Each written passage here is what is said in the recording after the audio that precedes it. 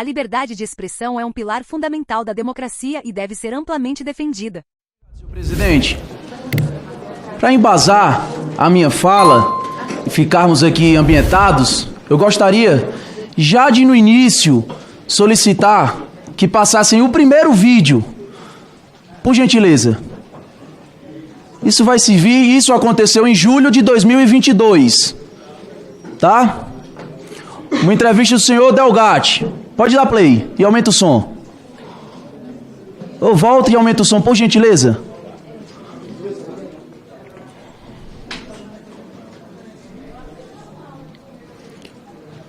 Por gentileza, pode dar play que o tempo está passando.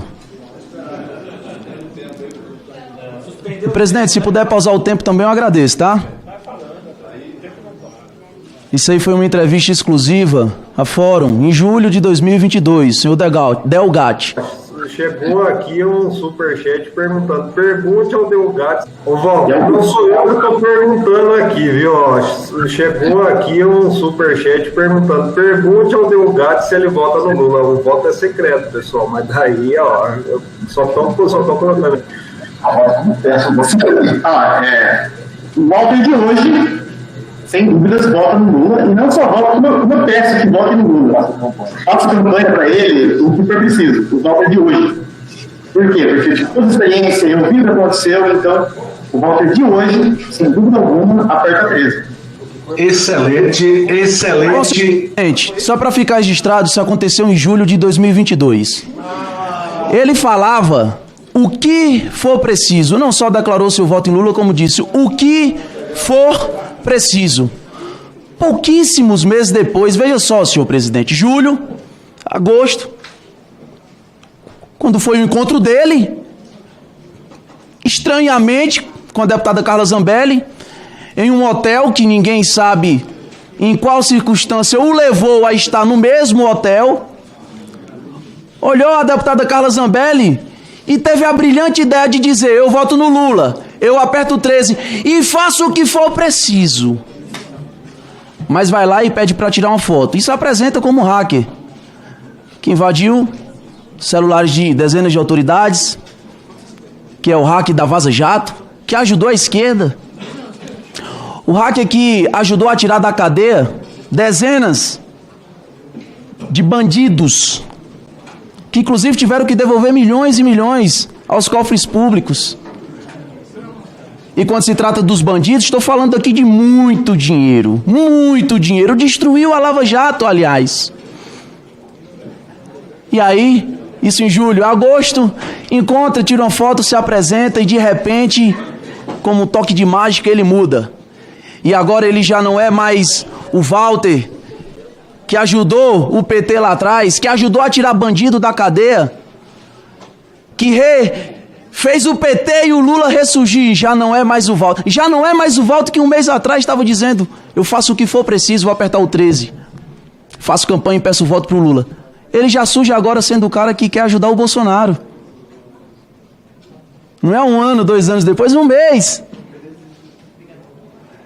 E ele tem a brilhante ideia de dizer o quê? Olha, o Brasil vive um período de instabilidade. O povo tem a sua desconfiança, legítima, inclusive.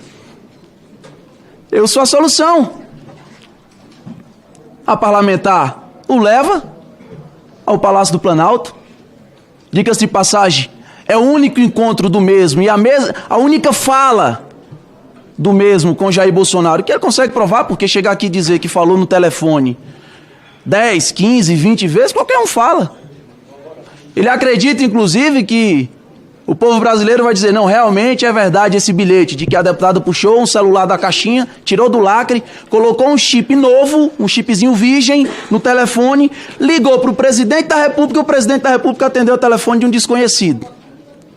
E aí, nesse telefone, falou, ô Delgatti, eu grampeei o Moraes, alguém de fora do Brasil, assume aí. Eu não entendo não, porque já passou um ano dessa data. E aí, cadê esse grampo?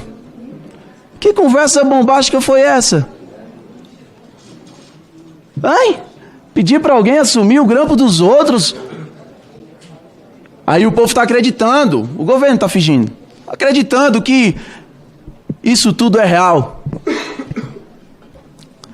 Mas está descredibilizando quando mesmo vem aqui e fala que o dono do código-fonte tem o poder de alterar os resultados, ou de fazer com que dentro daquelas milhões de linhas tenha linhas maliciosas, onde você vota em um candidato e aparece outro. O mesmo falou aqui, e é até bom, senhor Delgatti, que já eu vou fazer algumas perguntas, espero, que fique ciente que está aqui como testemunha.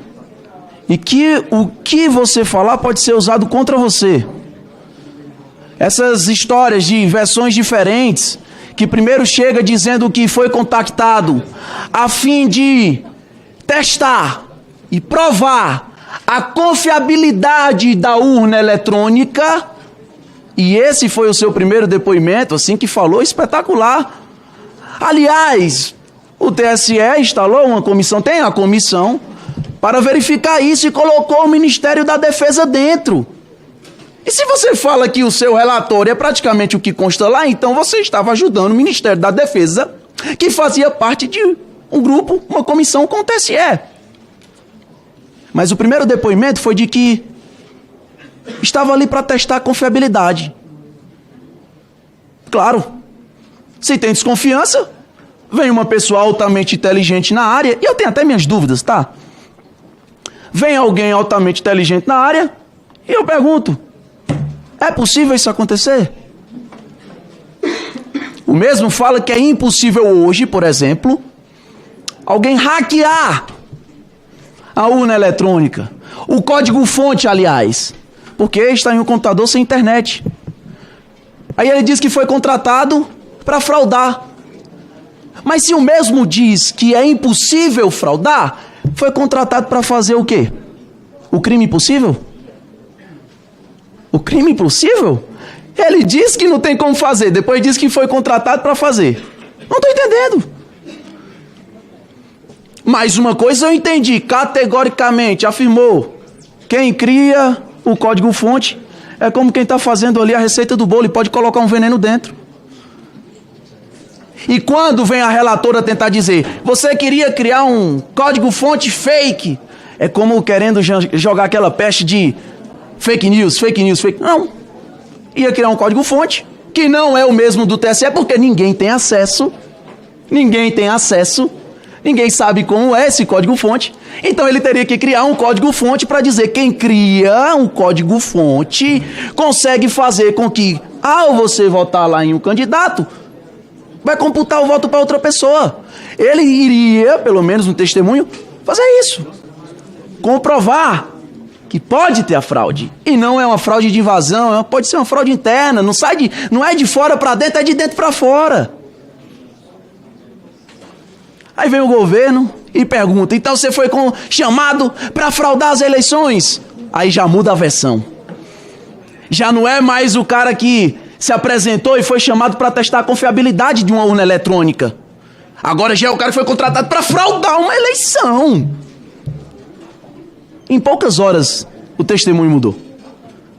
Começou dizendo que se apresentou, recebeu uma proposta, até uma proposta chula, porque para ganhar 3, 4, 5 mil reais, uma pessoa que tirou bandidões que ganharam e ganham milhões de reais, mudou a eleição, destruiu a Lava Jato. Eu até desconfio que uma pessoa ganhe 3, 4 mil reais para fraudar uma eleição nacional. Mas enfim, primeiro foi chamado para isso. Por uma parlamentar, recebeu essa proposta pífia e depois receberia uma assessoria para cuidar de mídia digital. Ponto. Aí pouco tempo depois, não. Fui contratado para fraudar uma eleição por Jair Bolsonaro. Até a deputada Zambelli disse que Bolsonaro não tinha nada a ver com isso. Mas claro, o que a imprensa quer ver é sangue. É notícia que dê vários cliques e dinheiro para o consórcio. E o governo se apega ali em 3, 4 detalhes que são mentiras. Por quê? Até que se prove o contrário, o que ele está falando aí é só fala. É da boca para fora. E eu gostaria muito que o mesmo provasse que falou com o Bolsonaro várias vezes, que esteve sei lá onde várias vezes, que ia ser contratado para fazer uma peça de marketing do PL várias vezes, disse até que ia ser contactado por 3 deputados do PL. Sabia que era do PL, mas não sabe dizer o nome. Senhor presidente, isso tudo aqui é uma grande farsa. Muito obrigado.